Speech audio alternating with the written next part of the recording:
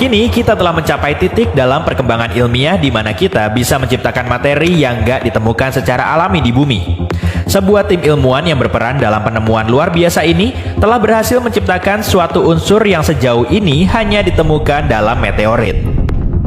Materi ini yang disebut tetratenite adalah campuran dari dua logam, yaitu nikel dan besi. Kita memang memiliki banyak nikel dan besi di planet ini, tapi bukan dalam kombinasi yang persis seperti ini. Perbedaannya adalah ketika kedua logam ini melintasi antariksa dalam meteorit, keduanya menjadi dingin selama jutaan tahun perjalanannya. Kamu bisa membayangkan meteorit dalam hal ini sebagai mesin cuci yang melayang. Hanya saja yang satu ini nggak pernah berhenti beroperasi. Meteorit ini terus berputar berulang kali pada suhu yang sangat rendah. Kondisi inilah yang kemudian menciptakan tetratenite. Tapi kenapa material ini begitu penting? Ternyata unsur yang unik ini sangat berguna untuk membuat magnet. Bukan sembarang magnet, melainkan yang berkualitas tinggi yang juga disebut magnet permanen. Magnet ini digunakan pada banyak mesin mahal saat ini. Contohnya pada kendaraan listrik atau bahkan pesawat ulang-alik. Kamu mungkin tahu bahwa magnet adalah bagian penting dalam banyak perangkat yang kita gunakan saat ini, terutama pada perangkat yang perlu mengubah daya listrik menjadi gerakan. Benda-benda ini termasuk jam listrik yang jarumnya harus terus bergerak untuk menunjukkan waktu, atau mobil yang membutuhkan daya untuk memutar rodanya agar bisa bergerak. Permasalahannya adalah sebagian besar magnet ini cukup mudah dibuat dan cukup murah. Tapi magnet ini nggak begitu kuat. Pada perangkat canggih seperti pesawat ulang-alik, kita membutuhkan magnet yang lebih kuat. Magnet ini harus tahan terhadap suhu dan tekanan ekstrim untuk jangka waktu yang lama. Kita ambil contoh pesawat ulang-alik. Apapun yang kita kirim ke luar angkasa, perawatannya harus seminim mungkin. Kenapa?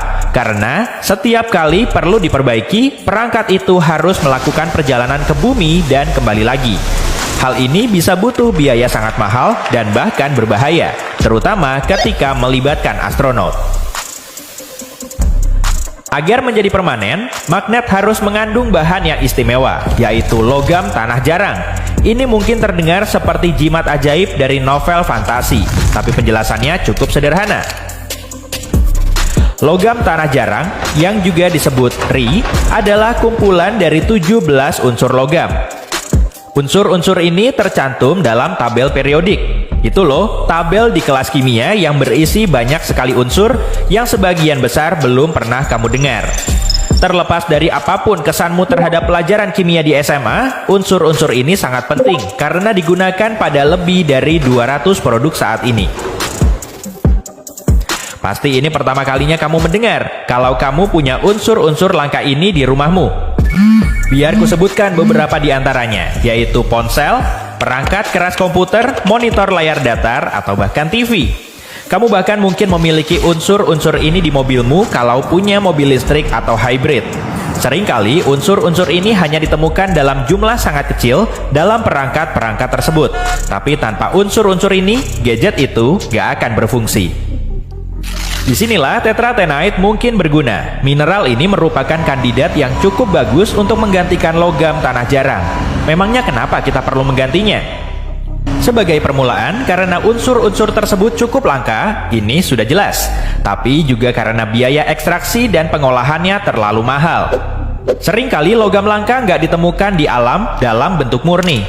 Unsur-unsur tersebut bercampur dengan unsur lain dan untuk memisahkannya membutuhkan banyak waktu dan usaha.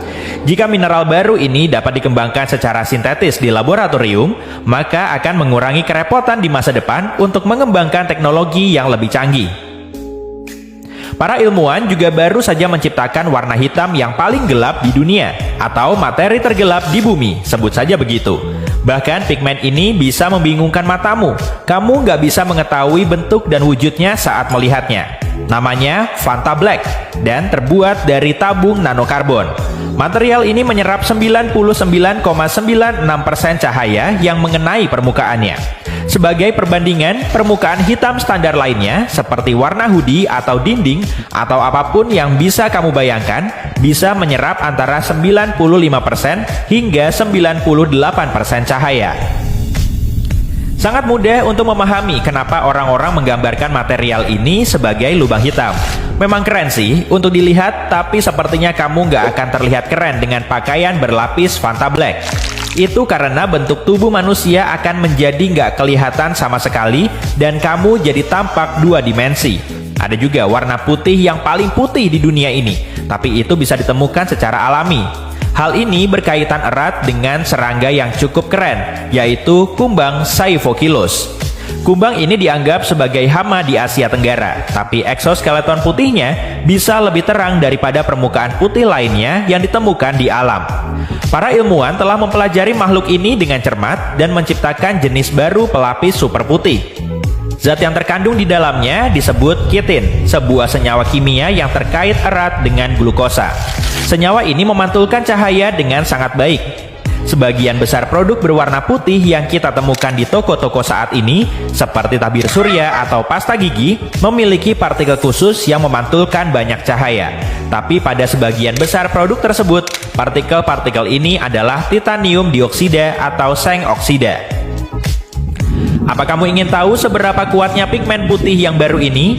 Kalau pernah mengecat dinding dengan warna putih, kamu pasti tahu bahwa kamu perlu mengoleskan beberapa lapisan untuk membuatnya terlihat cerah.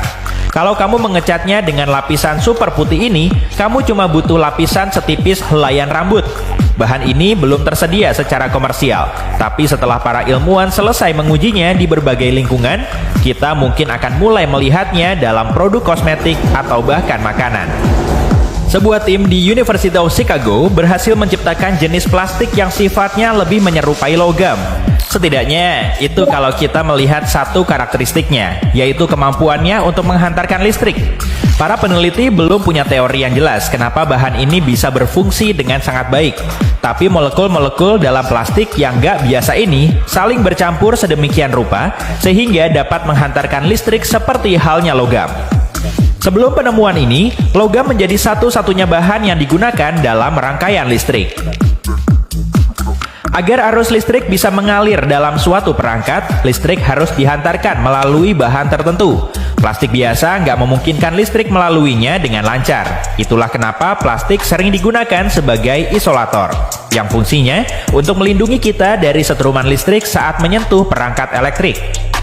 Penemuan ini penting karena bisa mengarahkan kita pada lebih banyak lagi bahan yang dapat menghantarkan listrik, tapi lebih mudah dibentuk. Berbeda dengan plastik, logam pada umumnya lebih kaku dan membutuhkan pengolahan khusus agar dapat berfungsi dengan baik di dalam rangkaian listrik.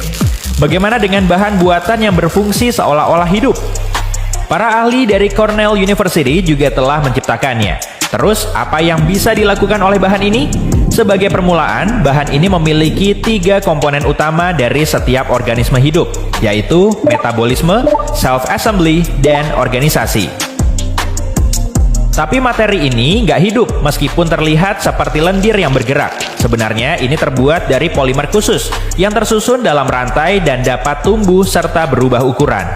Pada dasarnya, polimer tersebut memiliki sifat seperti DNA. Para peneliti menyebut keseluruhan proyek ini disebut DASH. Serangkaian bahan kimia yang digunakan untuk membuat bahan ini bisa mengubah lingkungan luarnya menjadi energi, seperti halnya tubuh kita. Jangan khawatir, para ilmuwan nggak ingin menciptakan cyborg yang menyerupai manusia kok. Bahan ini secara teknis nggak hidup, tapi ilmuwan ingin mengembangkan penelitian saat ini untuk menciptakan bahan yang dapat beregenerasi, dan dengan demikian bisa mengurangi limbah.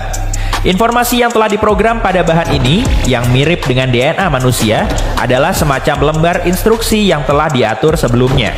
Informasi ini memungkinkan materi tersebut memahami bagaimana harus berperilaku dan apa yang harus dilakukan saat di bawah tekanan. Para ilmuwan yang mengerjakan proyek ini berharap bahwa suatu hari nanti, jenis materi semacam ini akan bisa mereplikasi diri.